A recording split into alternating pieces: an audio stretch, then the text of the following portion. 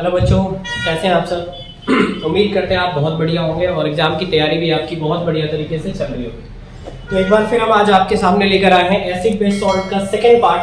क्योंकि पहले पार्ट में हमने एमसीक्यू क्वेश्चंस कुछ लाए थे जो आपने देखे होंगे हमारे लेक्चर्स में, लास्ट लेक्चर में। तो आज हम कुछ सब्जेक्टिव क्वेश्चंस लेके आए हैं जो काफ़ी ज़्यादा इंपॉर्टेंट है और रिएक्शन से रिलेटेड क्वेश्चन है ये कुछ। तो इसको ज़रा अच्छे से बिल्कुल समझना है और प्रिपेयर करना है। तो चलिए स्टार्ट करते हैं अपना फर्स्ट पार्ट का क्वेश्चन, सेकंड पार्ट का। देखिए सबसे पहला क्वेश्चन क्या कह रहा है, फर्स्ट क्वेश्चन बड़े ध्यान से पढ़ना है क्वेश्चन। कह रहे हैं what is observed when carbon dioxide gas is passed through lime water. What is observe, क्या आप ऑब्जर्व करते हैं कब, जब कार्बन डाइऑक्साइड गैस को आप पास कराते हैं किससे, लाइम वाटर से। तो सबसे पहले प्यारे बच्चों लाइम वाटर का फॉर्मूला क्या होता है, तो ये होता है बच्चे CaOH का होल ट्वाइस। इसको हम सिलेक्ट लाइन भी बोलते हैं, क्या बोलते हैं इसे, सिलेक्ट लाइन। तो जब हम लाइम वाटर से कार्बन डाइऑक्साइड गैस पास कराते हैं तो प्यारे आप देखो यहाँ पे दो क्वेश्चन आपको दे रखा है। फर्स्ट दे रखा है for a short time duration और सेकंड दे रखा है लॉन्ग टाइम ड्यूरेशन। तो शॉर्ट टाइम ड्यूरेशन में क्या होगा और लॉन्ग टाइम ड्यूरेशन में क्या होगा। तो सबसे पहले मैं आपको शॉर्ट टाइम ड्यूरेशन के लिए बताता हूँ। तो जब आप इसमें इसको मिलाएंगे तो आपको प्यारे एक कंपाउंड बनता है CaCO3 जिसको हम लाइम स्टोन के नाम से जानते हैं, लाइम स्टोन, और प्लस में H2O यानी वाटर का फॉर्मेशन होता है। तो ये तब हुआ जब हम शॉर्ट ड्यूरेशन के लिए कार्बन डाइऑक्साइड को ला रहे हैं। दूसरा केस ये होता है कि अब आपसे बोल रहा है कि अगर एक्सेस कार्बन डाइऑक्साइड हो जाए, कैसा कार्बन डाइऑक्साइड हो जाए, एक्सेस, तो आप सेकेंड स्टेप में क्या करेंगे। तो हमारा स्टेप फर्स्ट हो गया, तो सेकेंड स्टेप में क्या होगा, सेकेंड स्टेप में जरा ध्यान से देखिएगा। सेकेंड स्टेप में हम क्या करते हैं कि ये जो CaCO3 आपको दिख रहा है, ये CaCO3 और इसमें हम फिर कार्बन डाइऑक्साइड मिलाते हैं एक्सेस और प्लस H2O। तो हमारे पास एक कंपाउंड मिलता है CaHCO3 का होल ट्वाइस। प्यारे बच्चों कैल्शियम हाइड्रोजन कार्बोनेट इसको कहते हैं, जो कि सॉल्युबल होता है, यानी ये सॉल्युबल हो जाता है। और जो पहला जो कार्बोनेट आपको दिख रहा था ये वाला, ये क्या होता है, व्हाइट PPT के फॉर्म में रहता है। तो यानी कि जब शॉर्ट ड्यूरेशन में कराएंगे तो लाइमस्टोन बनेगा, और जब आप एक्सेस के फॉर्म में कराएंगे यानी एक्सेस कार्बन डाइऑक्साइड लाएंगे तो आपके सामने क्या बनेगा, CaHCO3 का होल ट्वाइस।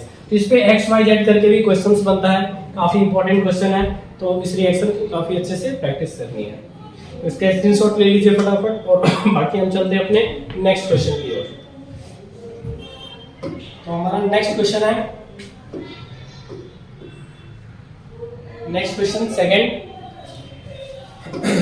क्वेश्चन कह रहे हैं बच्चे कि how the following substances will dissociate. मतलब ये जो कंपाउंड है आपके सामने ये डिसोसिएट होता है। डिसोसिएट का मतलब होता है टूटना, यानी ये आयंस में टूटते हैं और अपने सॉल्यूशन में, जब आप इसको सॉल्यूशन में डालते हैं तो मतलब एक्वस फॉर्म में। तो सर सबसे पहले है हाइड्रोक्लोरिक एसिड। हाइड्रोक्लोरिक एसिड तो आपको अच्छे से बताया बच्चे, जो HCl है ये आपका डिसोसिएट होता है H+ और Cl- में, मतलब हाइड्रोजन आयन और क्लोराइड आयन बनेगा। दूसरा है बच्चे नाइट्रिक एसिड। तो नाइट्रिक एसिड भी आपको पता है बच्चे से अच्छे से कि सर HNO3 है, ये टूटता है सर H+ और NO3- में छूटेगा, जिसको हम नाइट्रिक एसिड कहते हैं। मिनरल एसिड है और स्ट्रॉन्ग एसिड है ये सर। उसके बाद है आपका sulphuric acid, that is H2SO4। Sulphuric acid ये कैसे टूटता है सर, ये टूटेगा आपका 2H+। अब कहेंगे सर ये 2 कहां से आया, तो ये वाला 2 आया, जो 2 आपको दिख रहा है ये आया 2H+ और प्लस में SO4 2- सल्फेट आया। तो इस तरीके से डिसोसिएट होता है। उसके बाद है आपका बच्चे सोडियम हाइड्रोक्साइड, जो कि स्ट्रॉन्ग बेस होता है NaOH। ये कैसे टूटेगा, ये टूटेगा सर Na+ और OH- में डिसोसिएट करेगा। वैसे आप कहेंगे पोटेशियम हाइड्रोक्साइड, इसको कॉस्टिक पोटास भी कहते हैं बच्चे, KOH। ये कैसे टूटेगा, ये टूटेगा K+ और OH- में डिसोसिएट करेगा। उसके बाद आपके सामने है, देख लीजिए मैग्नीशियम हाइड्रोक्साइड, इसको हम मिल्क ऑफ मैग्नीशिया के नाम से जानते हैं। तो ये कैसे टूटेगा, तो मैग्नीशियम हाइड्रोक्साइड MgOH का होल ट्वाइस, ये कैसे टूटता है, तो सर ये टूटता है Mg2+ एंड प्लस में 2OH माइनस, इस तरीके से डिसोसिएट होता है। मतलब ये सारे इनके क्या है, कॉन्स्टिट्यूएंट आयंस है, कॉन्स्टिट्यूएंट आयंस जो एक्वस सॉल्यूशन में मिलाते के साथ ही इस तरीके से टूटते हैं आपके। ठीक है, तो चलते हैं हम अपने अगले क्वेश्चंस की ओर। हमारा अगला क्वेश्चन है नेक्स्ट क्वेश्चन, क्वेश्चन नंबर 3 कह रहे right the chemical formula of bleaching powder. Right the chemical formula of bleaching powder, how is bleaching powder prepared and what purpose it is used in drinking water. मतलब bleaching powder कैसे बनता है। तो प्यारे बच्चों सबसे पहले तो उसका फॉर्मूला जान लेते हैं। CaOCl2 ये होता है ब्लीचिंग पाउडर का फॉर्मूला। इसे हम कैल्शियम ऑक्सीक्लोराइड भी कहते हैं, कैल्शियम ऑक्सीक्लोराइड, कैल्शियम ऑक्सीक्लोराइड के नाम से भी जानते हैं इसे, ब्लीचिंग पाउडर। तो कह रहे हैं कि कैसे प्रिपेयर्ड होता है सर। तो देखिए जब आप सिलेक्ट लाइन क्या बताया था मैंने अभी आपको, CaOH का होल ट्वाइस, इसमें जब आप क्लोरीन गैस पास कराएंगे, कौन सी गैस, क्लोरीन गैस जब पास कराएंगे तो ये सिलेक्ट लाइन के हेल्प से आपको मिलेगा क्या, ब्लीचिंग पाउडर CaOCl2 और प्लस में क्या मिलेगा, वाटर मॉलिक्यूल। तो यही है हमारा पूरा का पूरा क्या, ब्लीचिंग पाउडर है। प्यारे बच्चों चूंकि इसमें क्लोरीन प्रेजेंट है इसलिए ये यूज होता है डिसइंफेक्टिंग एजेंट के तौर पे, यानी वाटर को डिसइंफेक्ट करने में यूज होता है, इसलिए हम इसको कहते हैं डिसइंफेक्टिंग एजेंट। लिखा हुआ है ना कि व्हाट पर्पस, किस पर्पस के लिए यूज होता है ड्रिंकिंग वाटर में। तो आप जानते हैं कि वाटर में जो जर्म्स वगैरह होते हैं उनको किल करने के लिए हम एक प्रोसेस करते हैं क्लोरीनेशन, मतलब क्लोरीन गैस मिलाते हैं। तो उसमें ब्लीचिंग पाउडर क्या करता है, डिसइंफेक्टिंग एजेंट की तरह काम करता है। आई थिंक आपको समझ में आई होगी ये बात। चलते हैं हम अपने नेक्स्ट क्वेश्चन की ओर। तो प्यारे बच्चों हमारा अगला क्वेश्चन है, अगले क्वेश्चन की ओर चलते हैं। क्वेश्चन नंबर 4, ध्यान से समझिएगा इस क्वेश्चन को। कह रहा है how is plaster of Paris prepared. काफी अच्छा क्वेश्चन है, इंपॉर्टेंट क्वेश्चन है, कई सालों से पूछता आ रहा है इस पे। तो बच्चे जब कभी हाथ पैर टूटता है तो आपने देखा होगा डॉक्टर क्या करते हैं कि प्लास्टर करते हैं उसके ऊपर, ठीक है, बोन्स पे प्लास्टर करते हैं ताकि वो ज्वाइन हो सके सही तरीके से। तो वही यहाँ पर पीओपी यूज होता है। क्या यूज होता है, पीओपी, जिसको हम प्लास्टर ऑफ पेरिस के नाम से जानते हैं, पीओपी।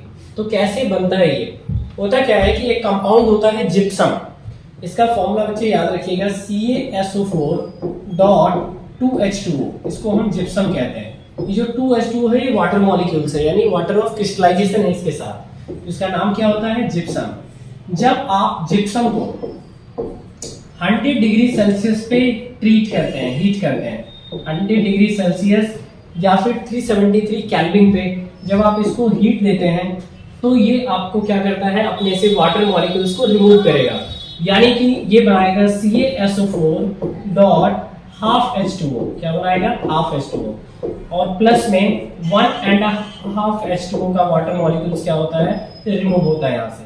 तो ये जो आपको दिख रहा है यही हमारा एक्चुअल में क्या है, पीओपी है, प्लास्टर ऑफ पेरिस है। बात समझ में आई होगी, यानी कि जब जिप्सम को हम 100 डिग्री सेल्सियस पे हीट करते हैं तब जाके पीओपी बनता है और वाटर रिमूव होता है। ठीक है, बात समझ में आ गई। चलते हैं हम अपने अगले क्वेश्चंस की ओर। नेक्स्ट क्वेश्चन है हमारा प्यारे बच्चों, क्वेश्चन नंबर 5। क्वेश्चन नंबर 5 देखिए ध्यान से क्या कह रहा है, कह रहा है why is plaster of Paris stored in moisture proof container. यानी कि ये जो पीओपी है ये मॉइस्चर प्रूफ कंटेनर में क्यों रखा जाता है। ऑब्वियस सी बात है, अभी हमने लास्ट क्वेश्चन में इसका फॉर्मेशन देखा तो उसी से इसका आंसर लिया जाएगा। देखिए डायरेक्ट मान लेते हैं कि पीओपी हमारे पास है सर CaSO4.12H2O, यही होता है पीओपी का फॉर्मूला। और आपने क्या किया, इसको मॉइस्चर कंटेनर में रख दिया, मतलब पानी वाले कंटेनर में जहां नमी है। तो मान लिया आपने इसको नमी वाले कंटेनर में रख दिया, तो ये वापस से क्या बना लेगा, ये वापस से बना लेगा CaSO4.2H2O। इसका मतलब इसने बना लिया एक हार्डेस्ट सब्सटेंस, एक हार्डेस्ट सब्सटेंस बना लिया आपने। एक मिनट, एक हार्डेस्ट सब्सटेंस बना लिया आपने जो कि क्या है, जिप्सम। इसको हम क्या कहते हैं, जिप्सम कहते हैं। अब फर्दर तो हम इसका यूज नहीं कर सकते, मतलब ये परमानेंट हो गया तो अब हम इसका यूज कर ही नहीं सकते। इसलिए हम क्या करते हैं, इसे पीओपी को, ये जो पीओपी आपको दिख रहा है प्लास्टर ऑफ पेरिस, इसको हम हमेशा कौन से कंटेनर में रखते हैं? मॉइस्चर प्रूफ कंटेनर, ताकि ये पानी के साथ रिएक्शन ना कर सके, क्योंकि पानी के साथ रिएक्शन अगर कर जाएगा तो ये हार्डेस्ट सब्सटेंस जिप्सम बना लेगा, जिसकी वजह से हम फर्दर इसका यूज नहीं कर पाएंगे। इसलिए हम इसे क्या करते हैं? मॉइस्चर प्रूफ कंटेनर में रखते हैं। तो उम्मीद करते हैं आपको ये सारे क्वेश्चन, सारी चीजें समझ में आई होगी। देखो बच्चे, ये सारे रिएक्शन के पार्ट है और रिएक्शन हमें रटना नहीं है, हमें चीजों को समझना है।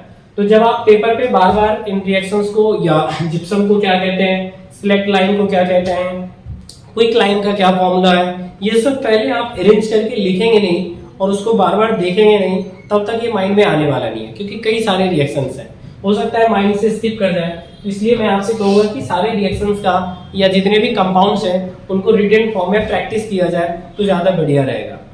तो फिर हम अपने अगले पार्ट में क्या करेंगे कि और अच्छे क्वेश्चंस लेके आएंगे इसी चैप्टर्स के अभी, और ताकि रिएक्शंस की खूब अच्छे तरीके से क्या हो पाए, प्रैक्टिस हो पाए। बाकी आपने ये जो भी क्वेश्चंस हमने अभी देखे आपके सामने, क्योंकि हमारा जो पूरा टारगेट है बच्चे वो 2023 का टारगेट है, मतलब कि बोर्ड में आपको अच्छे से अच्छे मार्क्स दिलाने का टारगेट है। तो ये एसिड बेस सॉल्ट का फिर से हमारा पार्ट 3 आएगा, ये पार्ट 2 है। पार्ट 3 में भी हम कुछ क्वेश्चंस लाएंगे जिसमें आपकी खूब अच्छे तरीके से प्रैक्टिस होगी। तब तक के लिए थैंक यू।